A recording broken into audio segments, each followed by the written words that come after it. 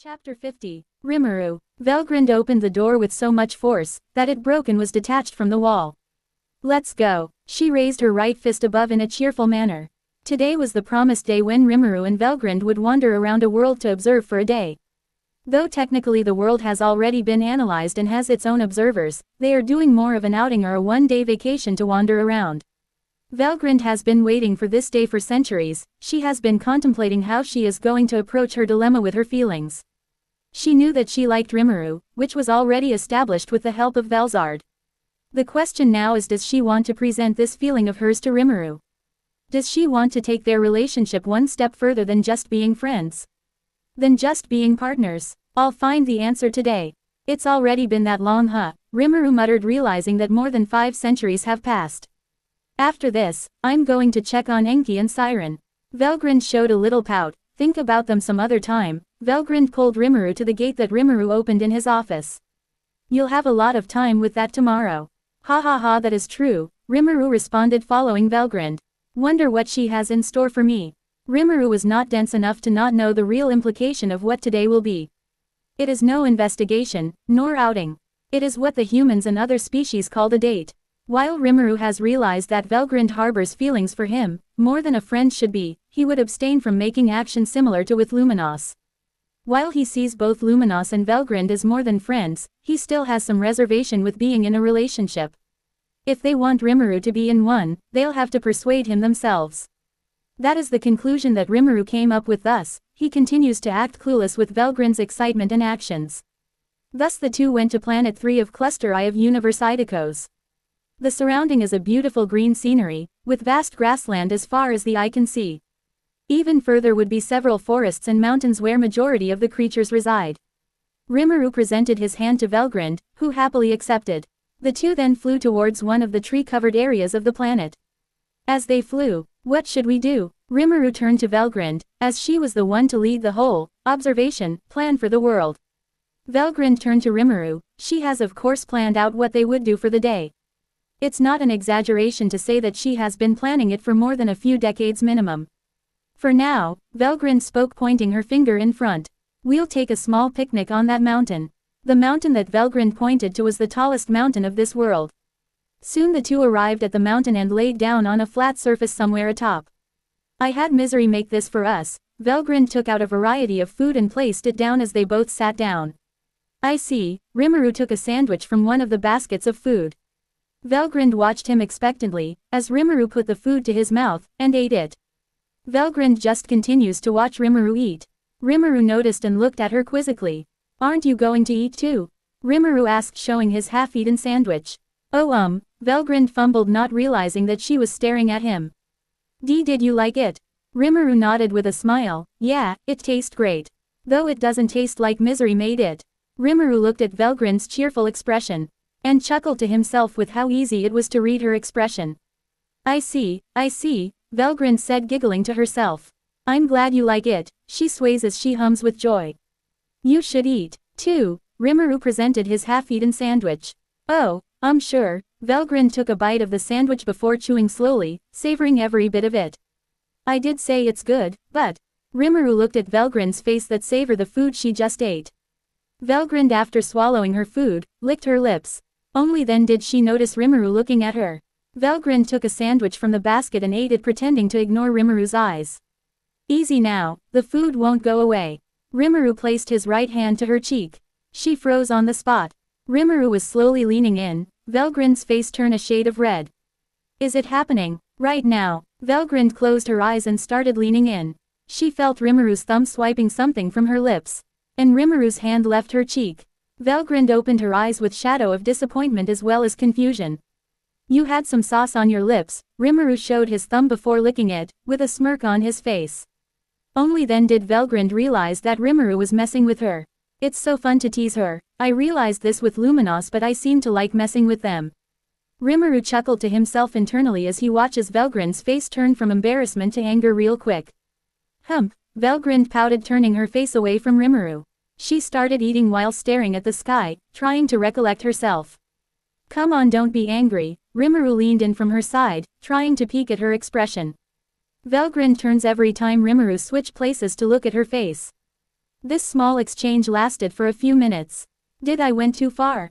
Come on, don't be mad, actually I brought some food myself. Rimuru started taking out some of his creation.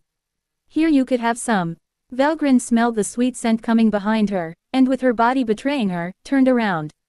What she saw was a variety of different sweets, from simple parfaits to full-blown cakes.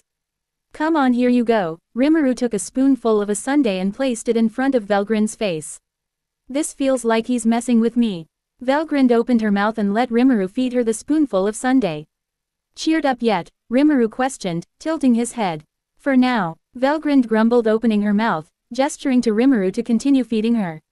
Sure, here you go. Rimuru chuckled, presenting another spoonful. After their small picnic atop the mountain, the two changed location. They went to one of the few settlements in the world, a town of moderate size with just enough people to consider it as a town. I've never been to this world before. Rimuru glanced around, watching as the passerbys walked the rough streets. The two were currently sitting down on the second-floor balcony. They were being accommodated by a few of the inhabitants of this world that knew of their existence. We hope you enjoy your stay, my lord. A young woman with long light blue hair bowed as she presented the two with beverages. Thanks, Hardy-chan. Valgrind took the two beverages and gave one to Rimuru. Hardy, a demi-goddess of the world they are currently staying in. In fact, the place they were currently in is more of a temple that revere Hardy as its place of faith. Which means, the people that walk around near the temple are believers of Hardy and her faith. Rimuru took a sip. These taste delicious. Indeed, the fruits are perfectly blended and the temperature of the drink is just perfect. Valgrind added after taking a sip of hers. Thank you very much for the compliments. I'll make sure to give the praise to Wereharen. Hardy smiled as she left the two. This feels nice, Rimuru commented as he watched the streets, just sitting here and relaxing. Didn't you enjoy your last vacation? Valgrind recalled the week that Rimuru stayed in the Cardinal world. Rimuru turned to Valgrind. Well, technically in name, yes. It was a vacation, I guess. He sighed. It didn't feel like vacation, more like visitation of old friends. Rimuru massaged his temple as he recalled the antics in the facility. Well, you could think of this as one. Valgrind tried cheering Rimuru up. Thanks, Rimuru smiled back. The two relaxed at the town for hours, simply enjoying the time they had alone together. They talked about different things, from fun memories to complaints about other people that annoys them. Valgrind looked at the sky, with the shade changed to orange, signifying the longevity that they had their talk. It's already been that long, Valgrind muttered to herself. She took a deep breath and turned to Rimuru. Rimuru turned to Valgrind quizzically. Something wrong? There's one more place we should go. Valgrind stood up and presented her hand to Rimuru. Rimuru stood up and took her hand. Both were teleported to an uninhabited beach. Come on, let's play. Valgrind pulled Rimuru to the water. Hey, Rimuru was soaked until his waist from the ocean's water. Then he felt water doused to his face. He looked and Valgrind was there, looking at him with a smile. Valgrind changed her clothes to a something more fitting, a beach. A two-piece swimsuit sharing the same color of her hair. Rimuru grinned at her, placed his hand on the water and threw some on her. Rimuru changed as well, in something akin to swimming trunks, exposing his entire upper half. Try catching me. Valgrind dived down underwater. She swam fast, faster than any fishes. Try. Hey, here I'll go. Rimuru followed suit. The two swam underwater for several minutes in their game of cat and mouse. They were now a bit far from the beach, simply swimming underwater since they don't require to breath. Valgrind lost track of where Rimuru was. She resurfaced from the water. Gotcha, a whisper was suddenly uttered behind her ear. She felt two firm arms holding her from behind. Valgrind turned her head to see Rimuru smiling at her. Seeing Rimuru's face so close to her had her turning red.